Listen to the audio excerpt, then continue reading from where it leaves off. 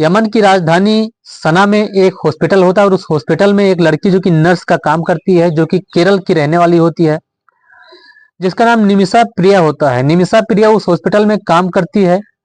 इसी दौरान वहां पर जो है यमन का ही एक परिवार जो है अपने इलाज के लिए वहां पर आया करता था, साथ में एक लड़का भी होता था। लड़का जब उस हॉस्पिटल में कई बार आ चुका होता है तो उस लड़की से यानी निमिषा प्रिया से बातचीत करने लगता है, पूछने लगता है कि तुम कहाँ की रहने वाली हो। और जब वह बताती है कि मैं इंडिया की रहने वाली हूँ और बहुत सारी उसके साथ बातें करता है, इसके बाद जो है वह जो लड़का होता है कहता है कि मैं भी इंडिया जाना चाहता हूँ, इंडिया घूमना चाहता हूँ। अगर तुम मुझे इंडिया घुमा दो, मेरा यह काम कर दो तो आपका बहुत एहसान मानूंगा। वह लड़का जब ऐसा कहता है तो जो निमिषा प्रिया होती है वह कहती है कि मुझे भी आपसे एक काम है और उसके बदले आपको भी मेरा एक काम करना पड़ेगा। लड़का कहता है आपका कोई भी काम होगा उसके लिए मैं पूरी तरह से तैयार हूँ, जहां तक मेरी कोशिश हो पाएगी आपका काम जरूर कराऊंगा। और फिर वह जो लड़की होती है निमिषा प्रिया अपने घर को वापस आती है, यानी इंडिया में वापस आती है और साथ में ही उस लड़के को भी अपने साथ ले आती है। लगभग 1 महीने वह अपने घर पर रहती है और उसी दौरान जो लड़का होता है इंडिया के जगह जगह घूमने जाता है, उसको जगह जगह घुमाती है। और फिर जब 1 महीने बाद दोनों यहाँ पर रहकर घूम लेते हैं इंडिया में, तो इसके बाद जो लड़की होती है निमिषा प्रिया उसे लेकर वापस यमन चली जाती है। और इसके बाद जो लड़की ने उससे बात की थी, बात यह की थी कि यहाँ पर यानी यमन में आकर जो कोई भी काम करना चाहे काम कर सकता है, नौकरी कर सकता है, लेकिन वह यहाँ पर रहकर अपना खुद का धंधा, खुद का बिजनेस नहीं कर सकता है। इसीलिए जो है उस लड़के की मदद चाहिए थी उस लड़की को। और उस लड़की को मदद यह चाहिए थी कि वह लड़का जो है अपना बताकर उस देश में यानी यमन में एक क्लिनिक खुलवा दे उसे, जो दस्तावेज वगैरह लगे उस लड़के के नाम से लगे, ताकि सरकार जो है उसे किसी भी तरह से प्रताड़ित ना कर सके, उसको गैर कानूनी ना साबित कर सके। जब वह लड़की जो है क्लिनिक खुलवाने की बात करती है उससे, तो वह मान जाता है और फिर वापस जाकर वह क्लिनिक भी खुलवा देता है। जब वह क्लिनिक खुलवाता है तो उस दौरान जो दस्तावेज वगैरह लगते हैं, कागजात वगैरह, तो जो लड़की होती है निमिषा प्रिया इससे उसके पासपोर्ट ले लेता है वो लड़का, इसके वीजा वगैरह ले लेता है, साथ में इसके जितने भी कागजात वगैरह होते हैं, जो खर्चा आता है पैसा वगैरह, वो भी सारा ले लेता है, अपने पास रख लेता है। और जब वह दस्तावेज वगैरह तैयार कराता है, वहां पर जो दस्तावेज होता है फर्जी तैयार कराता है और उसमें साथ ही यह लिखवाता है कि इस क्लिनिक में जो भी लाभ होगा उस लाभ का जो 33% होगा वह मेरा होगा, यानी उस लड़के का होगा। साथ ही जो 66 यानी 66% होगा लाभ उस हिस्से का, वह इस निमिषा प्रिया उस लड़की का होगा। यह बात जो है उस दस्तावेज में लिखाया जाता है, लेकिन यह दस्तावेज जो होता है उस लड़की को नहीं दिया जाता है, ना ही उस लड़के के द्वारा उससे बताया जाता है कि ऐसी ऐसी जो है इसमें लिखाया गया है। अब जब कुछ साल बीतते हैं और जो है क्लिनिक काफी अच्छा चलने लगता है, काफी अच्छी इनकम होने लगती है, तब वह लड़का जो है उस लड़की निमिषा प्रिया से मांग करने लगता है कुछ, यानी अपने हिस्से की मांग करने लगता है।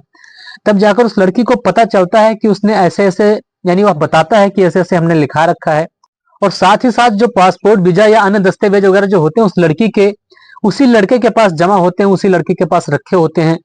लड़का इसी बहाने उसको रख लेता है कि अगर वह पैसे देने में आनाकानी करती है तो वह उसके काम आएगा। और फिर जब लड़की अपने पासपोर्ट वीजा वगैरह मांगती है तो वह लड़का देने से इनकार कर देता है। इसी के चलते पुलिस कार्रवाई भी होती है, दोनों को एक बार जेल भी जाना पड़ता है और फिर दोनों को छोड़ भी दिया जाता है।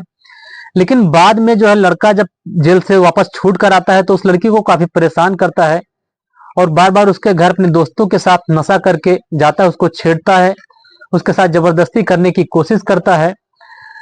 और फिर यही जो लड़की होती है निमिषा प्रिया जो है अपने एक नर्स साथी के साथ जो है बातचीत करती है इसके बारे में कि उसके पास जो उसका पासपोर्ट वगैरह वीजा वगैरह पड़ा हुआ है वह दे नहीं रहा है और मैं काफी कोशिश करके हार चुकी हूँ।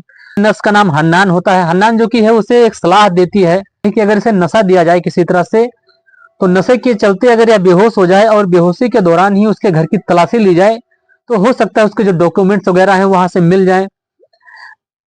और फिर दोनों यही करते हैं, एक बार उसे जो है नशा देते हैं, लेकिन जो नशा होता है इस बार जो डोज होता है थोड़ा हल्का होता है, उसे फर्क नहीं पड़ता है। जब वो देखते हैं इससे कोई फर्क नहीं पड़ रहा है, अगली बार इसको जो है बड़ा डोज दे देते हैं और इसी वजह से जो है उसकी मृत्यु हो जाती है। वह लोग जो है घर की तलाशी लेते हैं, घर की तलाशी में उन्हें कुछ मिलता नहीं है, वहां से निकल कर चले जाते हैं।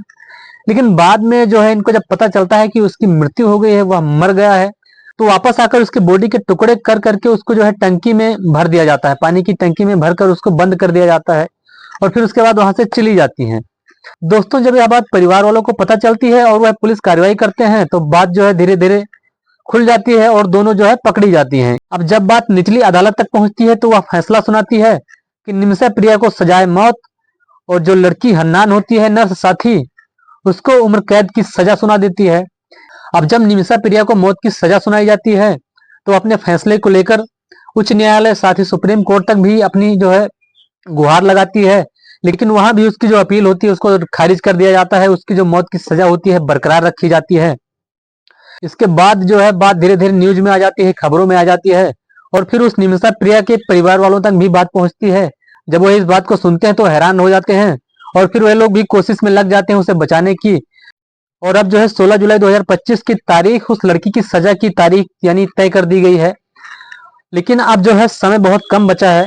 कहा जाता है कि यमन के जो राष्ट्रपति होते हैं अगर वह चाहें तो इस सजा को रद्द भी कर सकते हैं और इस सजा को बरकरार भी रख सकते हैं। दोस्तों, उनसे भी अपील किया गया था, उनके पास भी फाइल पहुंचाई गई थी, लेकिन उन्होंने जो है इस सजा को बरकरार रखा। उन्होंने इसमें ना ही सजा की कोई कमी की, ना ही सजा को रद्द किया। अब इसके बाद जो एक दो चांस और भी बच रहे हैं। एक दो चांस क्या बच रहे हैं? जिस परिवार का जो बेटा मरा है उस परिवार वालों से अगर ये लोग बातचीत करते हैं, उनसे क्षमा मांगते हैं, उनको जुर्माना वगैरह देते हैं तो हो सकता है वह परिवार मान जाए। जुर्माना के रूप में इन्होंने अपनी तरफ से, जो लड़की वाले हैं, अपनी तरफ से 3 तरह के जो है इनको ऑप्शन दे रखे हैं। पहला ऑप्शन यह है कि उनका जो परिवार है लड़के वाले का दुबई, सऊदी या अबू धाबी, इन 3 जगहों में से कहीं भी जाकर अगर रहना चाहते हैं, अपना घर बसाना चाहते हैं, वहां पर सेटलमेंट होना चाहते हैं तो पूरा जो खर्चा लगेगा वह खर्चा देने के लिए तैयार हो रहे हैं लड़की वाले, निमिषा प्रिया के परिवार वाले। दूसरा जो उनको ऑप्शन मिला है 10 लाख अमेरिकी डॉलर यानी भारतीय रुपीस में अगर इसको कन्वर्ट किया जाए तो लगभग 8.5 करोड़ रुपए के आसपास जो है रकम यह देने की जो है उनसे बात कही जा रही है। साथ ही जो तीसरा ऑप्शन है, अगर उनके परिवार का कोई व्यक्ति जो काफी बीमार हो या बीमार हो, किसी भी जगह पर किसी भी देश में जाकर इलाज करा सकते हैं, कितना भी खर्चा लग सकता है वह पूरा खर्चा देने के लिए तैयार हैं। लेकिन जो मृतक के परिवार वाले यानी लड़के के परिवार वाले हैं, लड़की निमिषा प्रिया के परिवार वालों से किसी भी तरह से संपर्क नहीं कर रहे हैं। साथ ही जो निमिषा प्रिया के परिवार वाले हैं इनकी जो है मदद में कई सारी संस्थाएं आ गई हैं जो कि काफी पैसा देने के लिए तैयार हैं, काफी जो खर्चा हर्जा है उठाने के लिए तैयार हैं।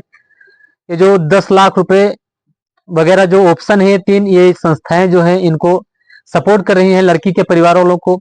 हो सकता है अभी जो है 3-4 दिन और बचे हैं, अगर किसी तरह से वह मान जाते हैं तो मान जाते हैं, नहीं तो 16 जुलाई 2025 को जो है सुबह इस लड़की को कहा जाता है कि कंबल में लिपेट कर और उसके बाद जो है गोलियों से भून कर इसकी जो है हत्या की जाएगी, इसकी जो है सजा को पूरी की जाएगी।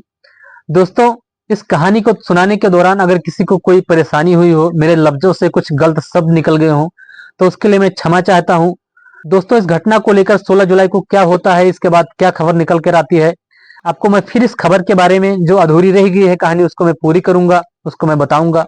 और साथ ही साथ उस लड़की के लिए, निमिषा प्रिया के लिए दुआ कीजिएगा, प्रार्थना कीजिएगा। मैं भी करूंगा कि उसकी जो सजा है उसकी सजा जो है रद्द हो जाए किसी तरह से, वह जो लड़के वाले परिवार वाले हैं किसी तरह से मान जाएं। और अगर आपने मेरे चैनल को सब्सक्राइब कर लिया है तो अच्छी बात है, आपका बहुत बहुत धन्यवाद। अगर नहीं किया है तो आप मेरे चैनल को अगर चाहें तो सब्सक्राइब कर सकते हैं। मैं भोलेनाथ फिर मिलता हूं एक और नई सच्ची घटना के साथ, तब तक के लिए जय हिंद, जय भारत।